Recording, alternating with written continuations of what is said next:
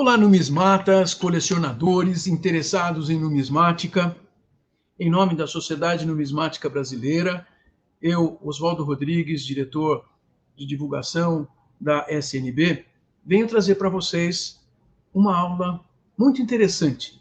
Muito interessante porque muitas vezes nós também, colecionadores, precisamos compreender algumas coisas para poder continuar a coleção. E hoje eu trago uma aula pelo professor Cauê Esbrana, que vai nos contar algumas coisas importantes.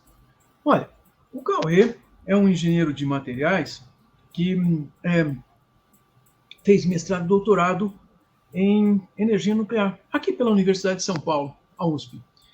Ele coleciona, sim, coleciona desde a década de 1980.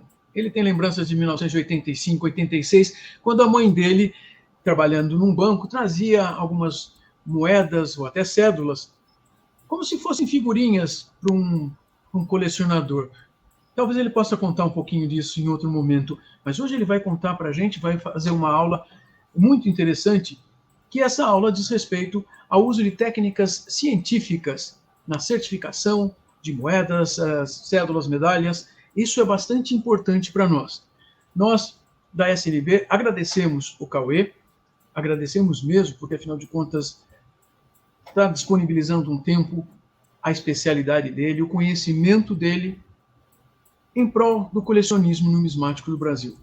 Professor, muito obrigado pela sua atenção, sua disponibilidade e a sua amabilidade de estar aqui conosco hoje. Boa tarde, Oswaldo. Obrigado a você pela oportunidade de estar aí falando, né, expondo um pouco, trazendo um pouquinho do meu conhecimento para a divulgação, assim, né? A ideia, então, desse tema é que a gente vê muita deficiência, né, nos colecionadores em utilizar ferramentas da química e da física que ajudam muito no colecionismo, né, na hora de você tentar identificar um material de uma moeda, uma cédula, se algo é verdadeiro ou falso, né, muitas vezes a gente fica preso só a catálogos, né, e acaba não indo para essa área de análise, de investigação, né, usando a ciência. Ótimo. Então, eu vou deixar o professor e a aula dele aqui para todos e vamos aguardando as novidades aqui. Professor, por favor, coloque-se e fique à vontade em estar se apresentando. Ok.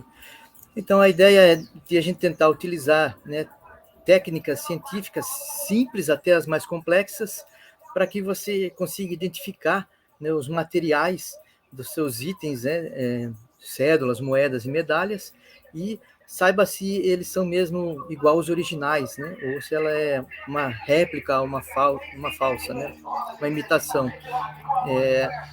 Falando um pouquinho de história, só para a gente relembrar, né, isso daí inicia no processo quando os seres humanos têm excesso, né, de produções e acaba tendo que trocar mercadorias, né? Então, essas mercadorias acabam sendo trocadas por alguns itens, né? Antigamente, conchas, pedras, ossos, metais, né? Acabavam sendo aí utilizados como moedas. Mas acaba gerando uma dificuldade nesse processo de troca, né? Cada um tem um tipo de moeda diferente, vamos falar assim, né? Uma forma diferente de pagar. Então, a humanidade acabou padronizando isso, né? Utilizando principalmente os metais mais nobres, né? Como ouro, prata, cobre, né? O bronze. A cédula surge um pouquinho mais para frente, né? Com uma forma de uma equivalência nesses metais. E tudo isso acabou sendo, então, padronizado para chegar hoje como o dinheiro, né? Como a gente conhece como dinheiro. Mas a gente conhece também os seres humanos, né? Sempre que alguém cria alguma coisa, padroniza, né, e transforma aquilo como oficial, alguém pensa em como dar uma burlada naquela regra. Então, pessoas habilidosas, né, os artesãos da época, começaram a ver que eles conseguiam fazer itens muito similares. Né? Por exemplo, as moedas de prata antigas, né, eram facilmente replicáveis. Só que você replicar com o próprio metal não era interessante. Então, eles começaram a usar artifícios para colocar metais menos nobres, né, mais baratos dos metais mais caros. Então, aí inicia, né, esse processo de falsificação de dinheiro que existe até hoje. Se a gente procurar, a gente acha moedas de R$1 falsificadas, né, cédulas falsificadas, né, impressas aí e circulando. E aí as técnicas que a gente tenta inventar, né, para identificar essas falsificações, né. Algo só para comentar, né, mas a gente não vai abranger muito esse tema, isso aqui pode ser tema para outras aulas também, né? Os principais processos de confecções de moedas, cédulas, né, medalhas, inicialmente, o ser humano acabava como? Preparando o metal, aí você tem que amolecer ele, então tem que ser por temperatura, né? E aí a ferramenta que eles tinham na época, então, era aquecer um pedaço de metal parecido com o que você quer fazer como moeda, né? Aí colocar em um molde e dava uma martelada em cima, né? Vamos falar assim. Ou então você derretia o metal e fazia o metal líquido tomar o formato, né? Daquela peça, daquela moeda que você quer. Então, isso foi evoluindo. Quando você dá uma martelada, ela não fica precisa, uma moeda não fica quase nunca igual a outra, é muito difícil você achar dois itens iguais. Então, a prensagem moderna começou a fazer itens cada vez mais similares e com qualidade melhor, né? E as cédulas sempre foi a partir de, ou você cria um tipo de papel especial e põe uma assinatura nela, né? Até hoje as impressões modernas, né? Que a gente tem nas casas da moeda. Então, é só para dar uma lembrada, porque esses processos, então, são os processos que são utilizados na falsificação. E é muito interessante quando você avança, né, nessa identificação dessas falsificações. Moedas mais novas, que são para ser prensadas, né, elas acabam mostrando características que, ó, isso aqui não foi prensado, isso aqui foi fundido. Né? Aí você estuda esse metal e consegue descobrir, olhando assim, né, essas características. Mas, como eu falei, vamos continuar, né? Então, desde a Idade Antiga, surgiu essa necessidade de detectar falsificações. Um método antigo de falsificação era pegar a moeda, por exemplo, em cobre, revestir ela de prata e aí jogar no mercado, né, com uma característica bem parecida com a original. Só que como identificar isso? Os antigos então começaram a cortar as moedas, né, fazer um test cut para identificar se ela era um furri, né, uma moeda recheada, moeda de metal mais nobre recheada com um metal menos nobre, né, mais barato. Como, por exemplo, as joias banhadas a ouro hoje, né? Você olha ela banhada a ouro, acha que é ouro, mas na hora que você vai ver por dentro, ela não é ouro, né? Ela é prata, mas geralmente prata, né? Algum outro metal. Então, esses cortes aí eram muito comuns ainda hoje em dia. Você pode identificar moedas famosas como esse tetradracma de Atenas, né? Cortada, né? Alguns gostam, outros acham que deixa a moeda mais feia, mas também esse não é o nosso tema. Até o troco de cobre, né? Continuava ainda sendo usada essa técnica de test cut, aí, de um corte de teste para olhar dentro, né? Hoje em dia, como é que funciona, né, as principais técnicas de autentificação? Existem empresas, né, oficiais com pessoas extremamente treinadas e capacitadas, né, que conseguem identificar, analisar uma moeda, um item, uma cédula e atestar que ela é original, né, a autenticidade dela. Aí também fazem uma análise do estado de conservação, né, se ela está muito bem conservada, né, se ela é flor de estampa, flor de cunho, e às vezes a gente tem até aquele sistema internacional, né, que dá um MS, algum número, né, dá então um número de certificação para ela de qualidade. Esse também pode ser um tema para uma próxima palestra, né, uma próxima aula, porque também, da mesma maneira que essas pessoas olham o item e dizem se ele é verdadeiro ou não, a partir da habilidade dela, né, do feeling dela, do sentimento dela, ela também classifica essa graduação de conservação conforme esse sentimento dela. E isso é algo que também precisa de um pouco mais de ciência, né? Se essa pessoa morre, todo esse conhecimento morre com ela e vai passar a ser o conhecimento de outra pessoa. Então, como a gente padroniza isso, né? Um spoiler, vamos falar assim, né, para esse tema, eu acredito muito em inteligência artificial olhando esse estado de conservação, né? Mas vamos deixar isso para depois. Então, essas principais certificadoras, como a NGC, PCGS, né, ANAX, ICG, elas recebem os itens das pessoas, né, são analisados, né, há um aumento aí, né, vamos falar assim, a gente está sempre vendo essas imagens eu retirei dos próprios sites das certificadoras ou de vídeos, né, eles olham com um aumento para poder ver detalhes, e aí, com a experiência que essa pessoa já tem, ela consegue fazer uma análise precisa e dizer se aquele item é original ou não, né? E o estado de conservação dele. E aí geram essas cápsulas, né? Essas embalagens lacradas para que o item não saia dali de dentro, não possa ser trocado, né? E com um código ali garantindo, né? Atestando a autenticidade daquele item. E pode ver que até uma coisa que a gente pode observar nas fotos é eles tocando com a mão, né? Em moedas de ouro, moedas bem antigas. E a mão também é uma fonte de contaminação, né? Gorduras, ácidos que a gente possui na pele podem estar contaminando os itens.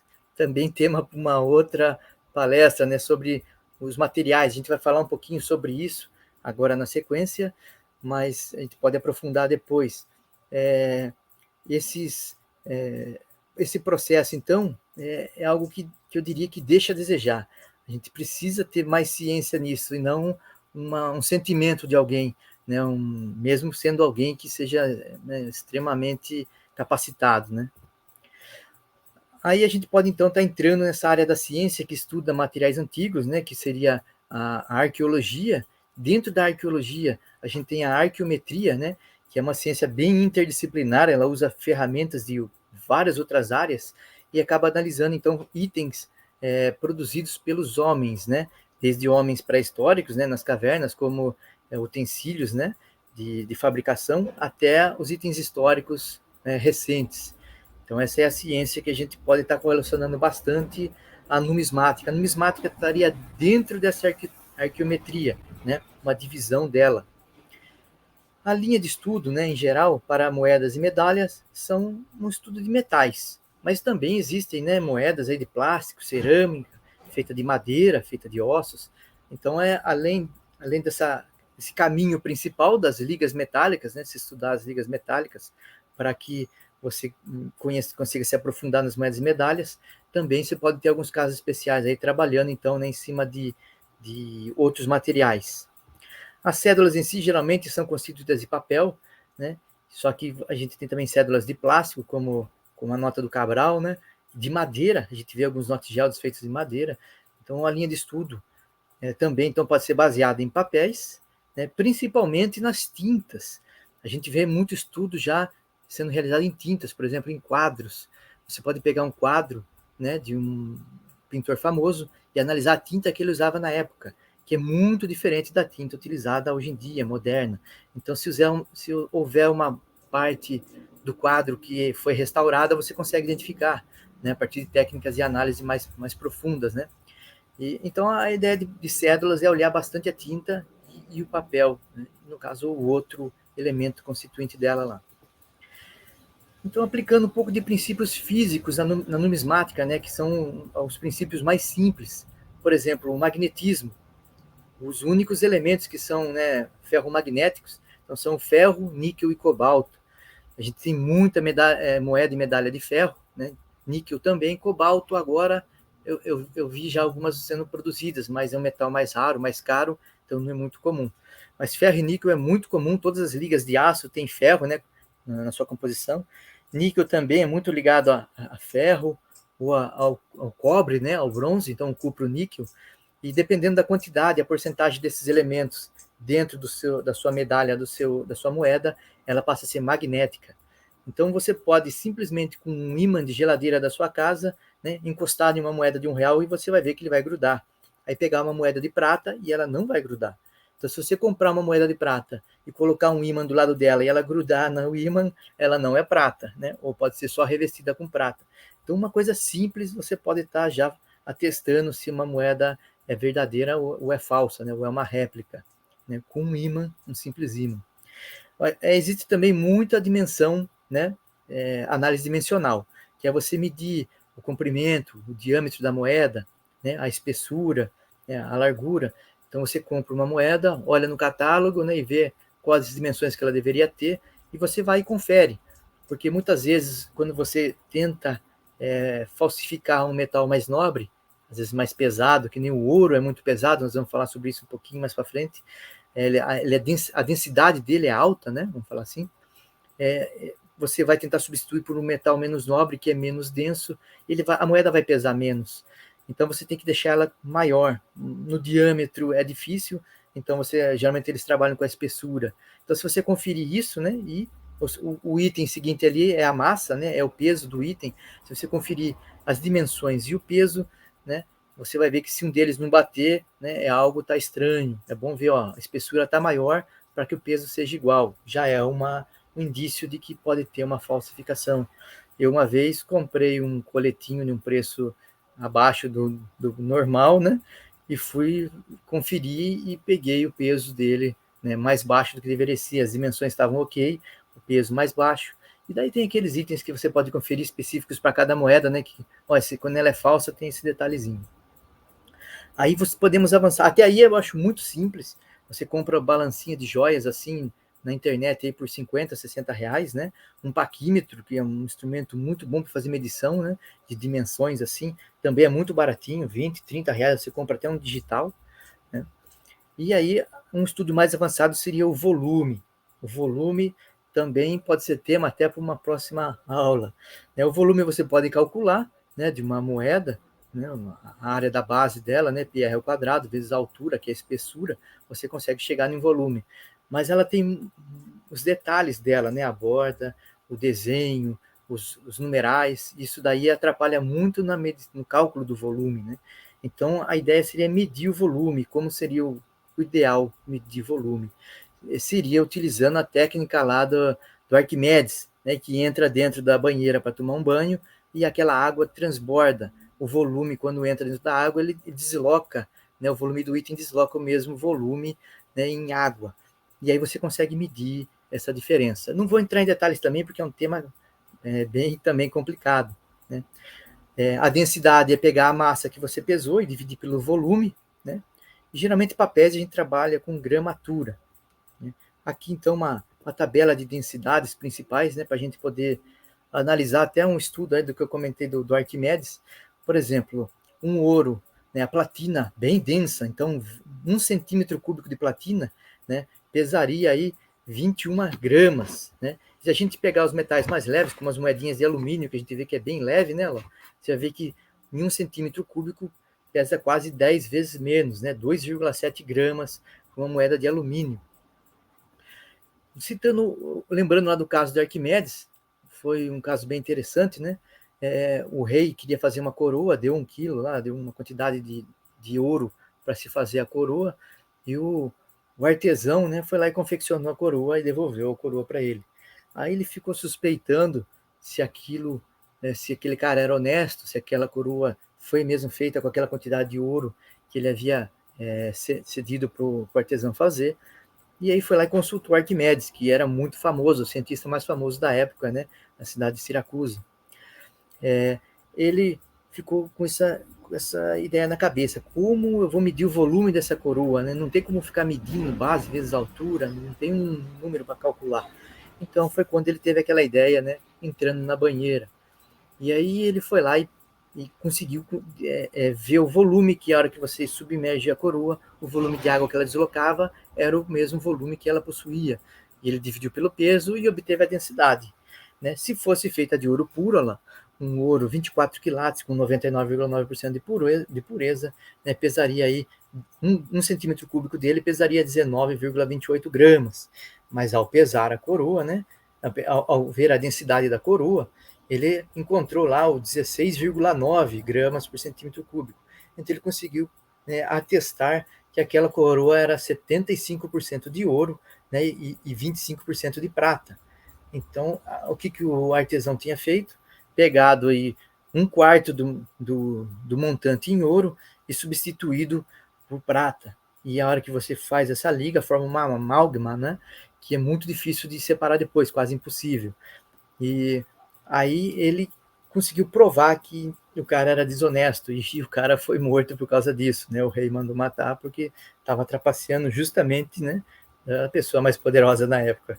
Então os princípios científicos já são utilizados pela humanidade há muito tempo, né? Então hoje em dia era para a gente tirar de letra isso, tá? É para usar essas ferramentas, né, na escola, né? E aqui a gente consegue ver, por exemplo, a prata, né? A prata pura com densidade de 10,5. Se você tem uma prata 925, né, que é uma prata muito usada em moedas, né, a densidade já cai para 10,38. Se você, a prata 500, que é as moedas que a gente chama de prata baixa nela, 9,72, né, os bilhão, que começa a ser prata bem baixa mesmo, às vezes 20, 30%, 40%, abaixo de 50%, geralmente chamam de bilhão, bolhão, né? 9,24 ou menos. E geralmente você substitui na prata o que vai, né? Além da, quando não tem prata, tem o que ali para completar os 100%. Geralmente é cobre. A densidade do cobre, então, 8,93, né? E aí, o bronze é a mistura do cobre, né, com o estanho, principalmente, pode ter um pouco de zinco, mas a densidade, então, é um pouco mais baixa ainda. Então, isso aqui é um tema interessantíssimo, né? Os metais e as propriedades deles, os processos de oxidação, quando a gente fala de pátina em moedas de prata, né, como seria isso daí? Seria um tema interessante para uma aula também. Mas, continuando, né? E as análises químicas, então, pedindo ajuda para a química, né? Analisar os materiais, mas a química também possui muitos processos destrutivos, e a gente não pode trabalhar com isso, né? A gente não quer que destrua nossas preciosas moedas e cédulas, né? Os itens históricos.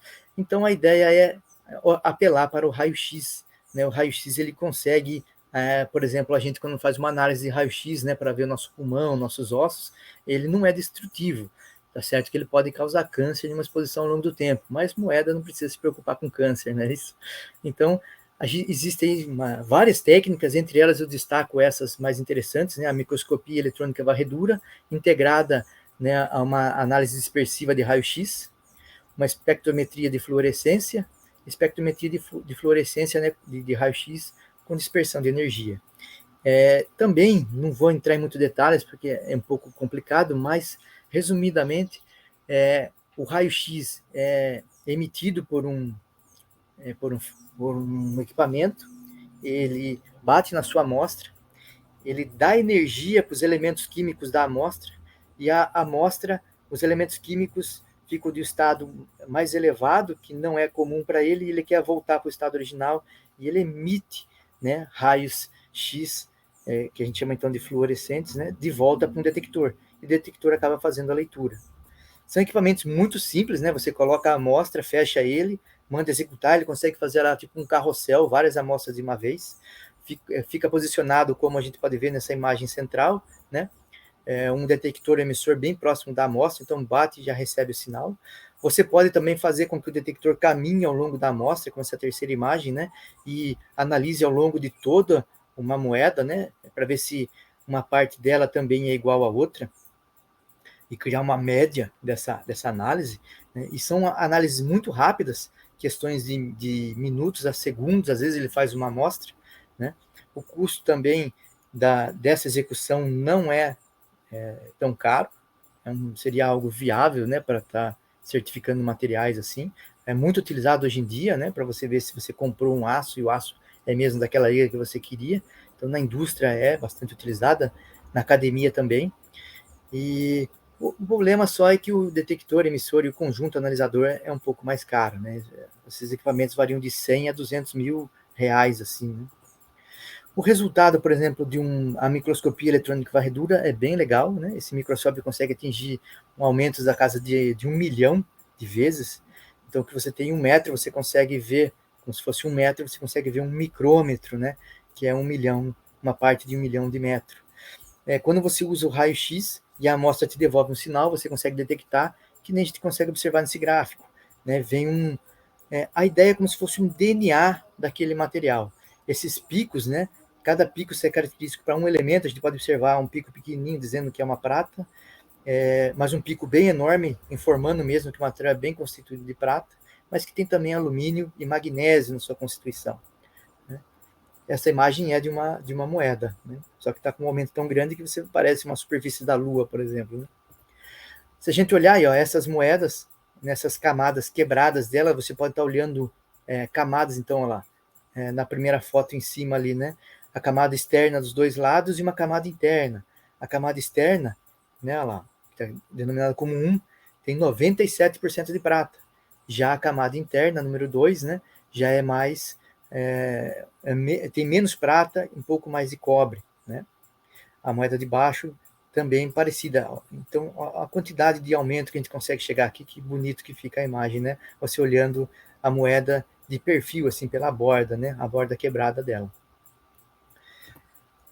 Alguns resultados, então, de raio-x que podem facilitar esse estudo, né? E mostrar como se fosse esse DNA que eu comentei.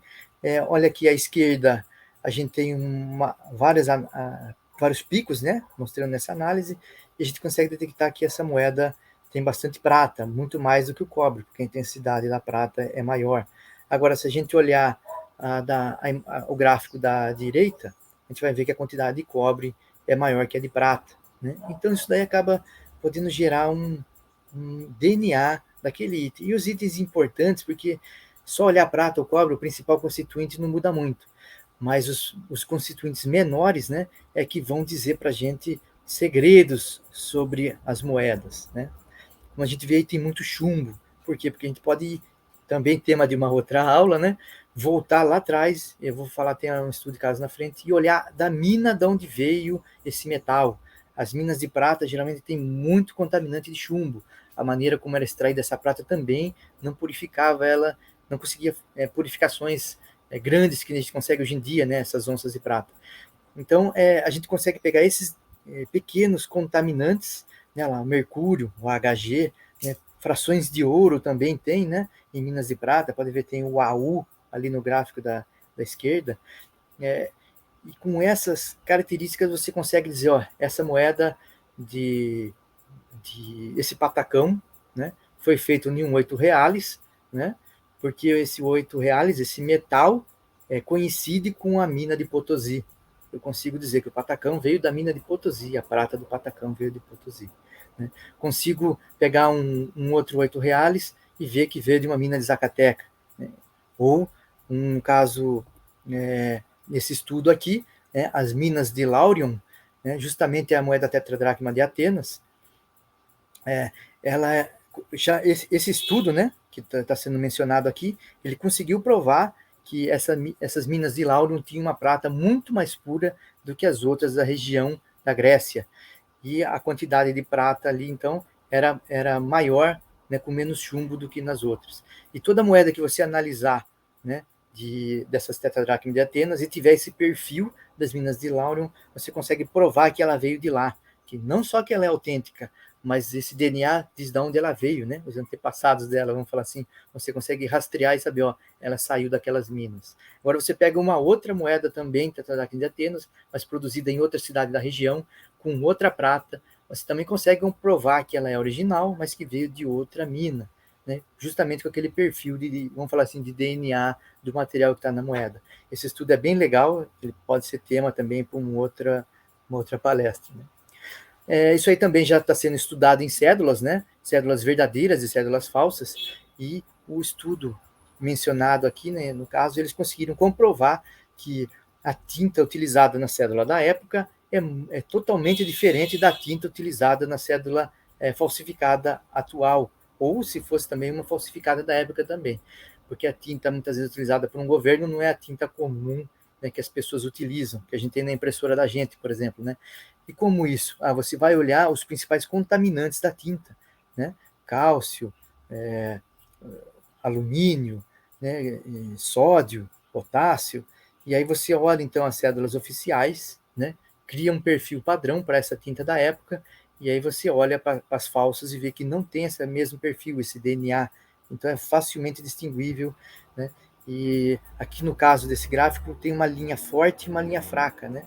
Uma sobrepondo a outra, para mostrar a diferença entre a verdadeira e a falsa. Também continuando, né, um estudo bem legal que está fazendo com cédulas brasileiras de réis, né? Também um tema para outras conversas, né, outros bate-papos. Aqui são as minas de prata, né, de Barcelona, Catalônia, né, Tarragona, da Espanha, né? Então várias minas de prata na Espanha, e os principais e os perfis, né, de elementos químicos que elas possuem, né, com a quantidade de prata que cada uma geralmente tem.